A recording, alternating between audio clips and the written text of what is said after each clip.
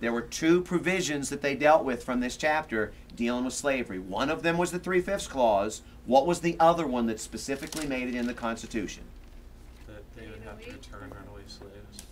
Not that one. What's that? The 808 compromise? 808? 1808 compromise. What was the 1808 compromise? They allowed 20 years of slavery. And I don't know. After 1808, I think they would shut down the slave trade. Yeah, that's what it was. Now see, here's the trick on this one, and this trips people up every single time. The 1808 compromise did not attempt to ban slavery. It was an attempt to ban the slave trade, and actually it was very successful. But what was their logic if they banned the slave trade? That slavery would end as a result of that. Yeah, the idea was if we give you 20 years to get used to it, then you're going to get used to it, you're going to stop trading, blah, blah, blah, and then slavery will gradually die off. But what actually happened? They just traded more slaves, as many as they possibly could, since they were on a time frame. The irony was that it accelerated slavery to the point where it wasn't going to die off. So instead of trading, overseas, this is where the breeding of slaves began. This is where slavery's roots got deeper in the South. And frankly, it wasn't going to die off. They actually accelerated it by bringing in more and more and more slaves. So sometimes the road to hell is paved with good intentions. This is one of those times. They went to hell, but they had the right intentions, but sometimes it doesn't work out exactly how you thought. So these are some of the fractions. These are some of the provisions. Now, to jump a little bit into the Constitution chapter, the Federalism chapter dealing with Constitution, what were some of the powers? Because y'all were dropping powers. Your group was dropping powers today. You were right with what you were saying, but it didn't deal with the budget. So what were some of the powers? Commerce. Commerce. What's the commerce power? The ability to is it manage interstate trading of goods and services? Okay, so what is commerce literally? How did they define it? They didn't. Exchange of goods and services. There was one word. Kind of a perverted word. Intercourse. Yes, thank you. Actually, it was defined as intercourse, but they meant commercial intercourse. Okay, I knew I could count on you, Pierce. Okay, with this in mind, okay, so there's two things that you need for the interstate commerce power to kick in. The federal government can regulate interstate commerce. What two things have got to be involved for the federal government to be able to regulate? Buying and selling of goods. Buying and selling of goods and services, so this would deal with that intercourse part, but what's the other thing? Has to cross state lines. Has to cross state lines. So as soon as something crosses state lines, and as soon as there is that exchange of goods and services, money involved, barter, whatever the case might be, now the federal government can regulate. Can you give me some examples of things that federal government has regulated using the commerce power? Marijuana. They used, and all marijuana? No.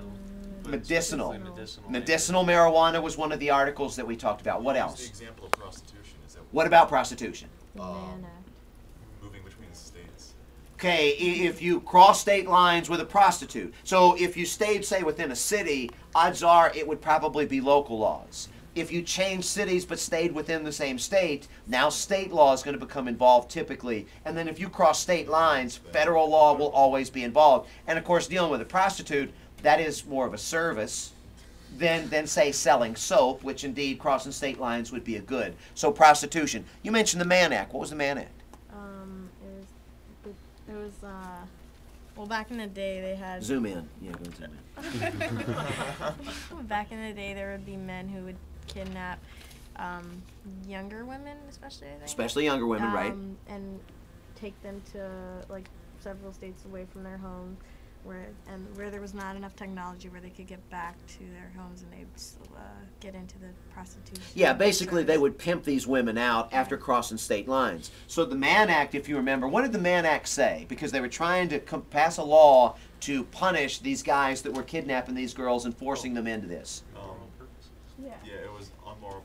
Can't cross state lines with a woman Yeah, for a can't month. cross. Absolutely. You cannot cross state lines with a woman for immoral purposes. And when you think about it, immoral purposes would, in theory, cover prostitution. But what else could it cover?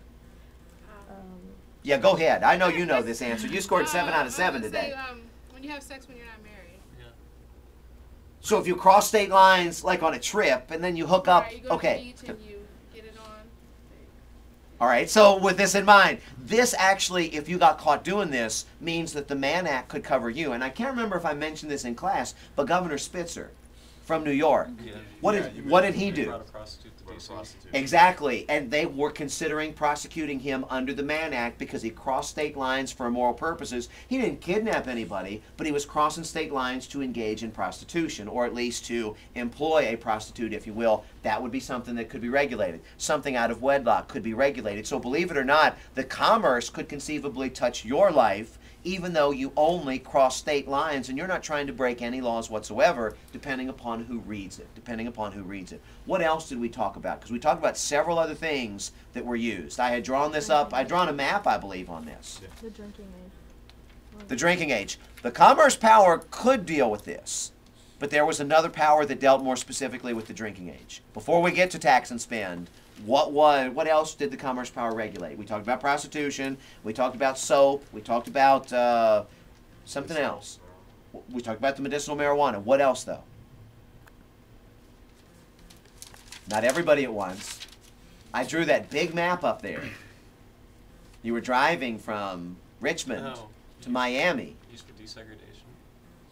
Buses. Used for desegregation with the buses, so the buses crossing state lines, and if the company got goods from any other state, then that came under interstate commerce, and they could regulate them and tell them what they could and couldn't do. Absolutely. So there's a couple things here. Desegregation is a really good one. And Pierce, to your point, the buses were one of the first places they went. Because when you think about it, if you're riding a bus, you're crossing state lines, now you can desegregate the terminals, you can desegregate the buses, because the good or service is the actual transport that's crossing the lines. So it made perfect sense. From there, they started to get into restaurants. And there were two ways that you could conceivably use the commerce power to desegregate restaurants. And I had given you the example of Cracker Barrel. What Yeah. were the two ways that you could use the commerce power? They got their potatoes from a different state. So if a good that the restaurant sells crosses state lines, they can be regulated by the federal government. Or what's the other one?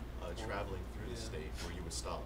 If you in interstate travel are from Virginia and you stop in South Carolina, you yourself are the interstate commerce, if you will, by going in there and buying things. So if you could establish that somebody from out of state bought something in that restaurant in another state, interstate commerce. Or if they sold something, straws, napkins, potatoes from Idaho, beef from the farms in Maryland or the Midwest, that kind of thing, then bottom line, now interstate commerce kicks in. What was the one thing that I told you they couldn't regulate?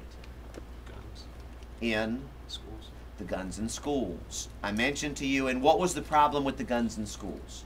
There was no commerce, and it They wasn't stretched interstate. it out too far. What do you mean they stretched it out too far? Well, they were like, if they don't feel safe in school, then they wouldn't get an education, and if they don't get an education, they wouldn't get a good job, and if they don't get a good job, so I don't know, it just went on and on. I Okay, if forgot. they don't get a Yeah, good there was some job, really then they wrong- don't earn as much money, and if they don't earn as much money, then they're not gonna. It's going to affect interstate commerce. So with this in mind, you've got to have a certain direct connection to it, and if you stretch it too far, and I think I took about 5 steps when I was going through this, from the actual schools to the bottom line, the actual gun regulation.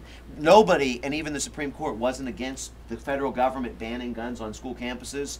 But remember, you got to have a power in the Constitution, and they said the commerce power didn't give them that right, so they struck down the law even though they agreed with it. You mentioned tax and spend before. What was the trick with the tax and spend? And I think we talked about the drinking age. We also talked about the Newports.